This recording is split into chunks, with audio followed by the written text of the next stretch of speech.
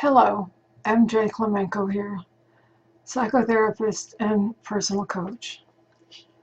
Tonight I'd like to talk about what happens when you find out your partner has cheated on you or has been cheating on you.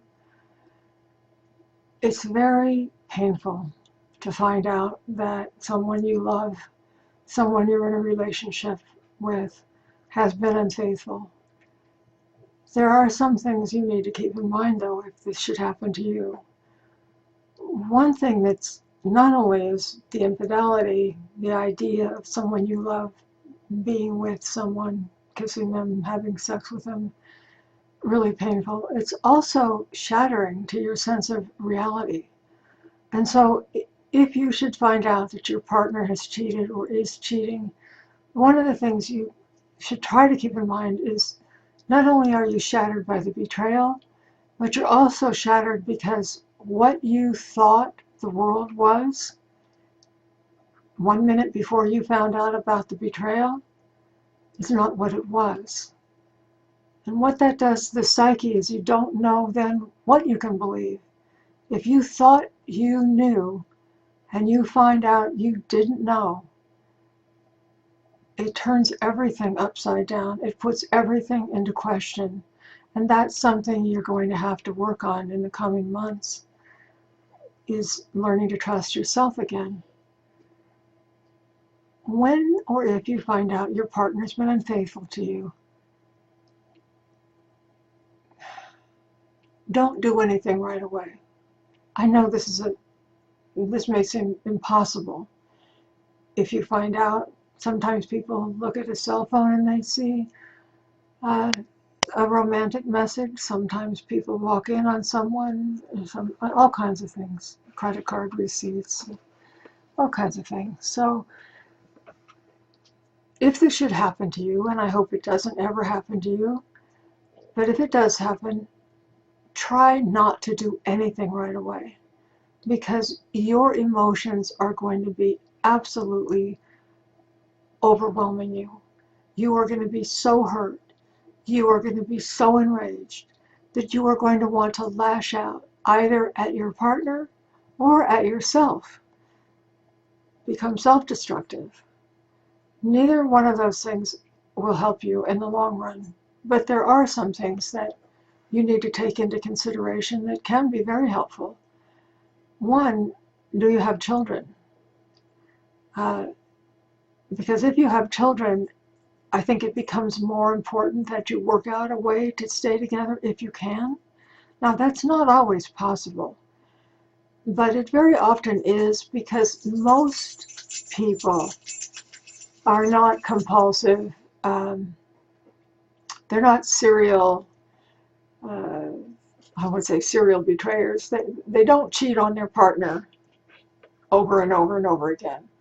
Most people are in a situation where they feel unloved, they feel not cared about, and they find themselves in a situation where things just get carried away, and then they don't know how to get out of it, or they don't know how to stop it, or they justify it in some way, and they don't think they'll ever get caught.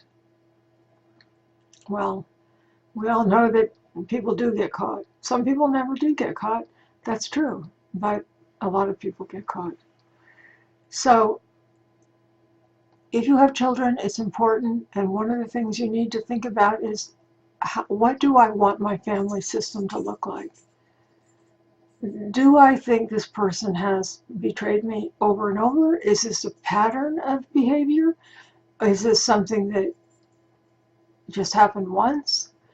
If I talk to my partner about it, how can I believe him or her, no matter what they tell me? It really is a good idea to go to counseling for betrayal. Um, and you can do that in an office or online. Skype sessions work well, um, and so do office sessions. I wouldn't count on having it all resolved in 1 or 2 sessions, though, because the person who betrayed you has broken the trust bond. And it's their responsibility, it's their job to rebuild that trust bond. You didn't break the trust bond, they did. And what they have to decide is whether or not they want to be with you stick with you while you are going through all of the things you're going to go through when it comes to dealing with the emotions and the thoughts of being betrayed. It isn't over in one day. It isn't over in 3 days. It can be over. And that's another important point. If you are the betrayed and you decide to stay in the relationship, you cannot punish your partner once you decide to stay in the relationship. It isn't okay. It won't build your relationship. It will continue to erode the relationship. What's important is to find out what caused the betrayal. The betrayal is just a symptom. But it's important for your partner to decide whether he or she can tolerate the initial emotions. Because there's something about long-term emotional punishment that is not okay. But in the short term, and that can be a month, 2 months, 6 months, I don't think it should last. Well, sure, the hurt is going to last 6 months, but whether or not you are continually berating your partner, whether or not you are constantly checking up on your partner, whether or not you are sarcastic or you are withholding or withdrawn, that should not last beyond your decision to stay if you decide to stay. Certainly, if you decide to go, it's your prerogative to do that. But don't make threats, because that's not going to be helpful, and that's why you need to think about what you want to do before you make any pronouncements. And don't do anything rash right at the time of finding out. It's destructive. And it doesn't help you, it doesn't help the other person.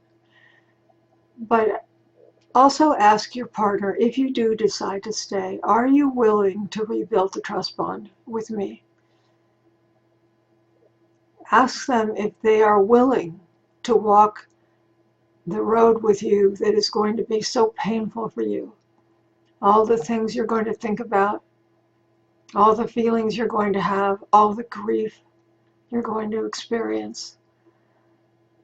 Your partner needs to not say in 2 weeks or 3 weeks, do we have to go through this again? Or aren't you ever going to get over this?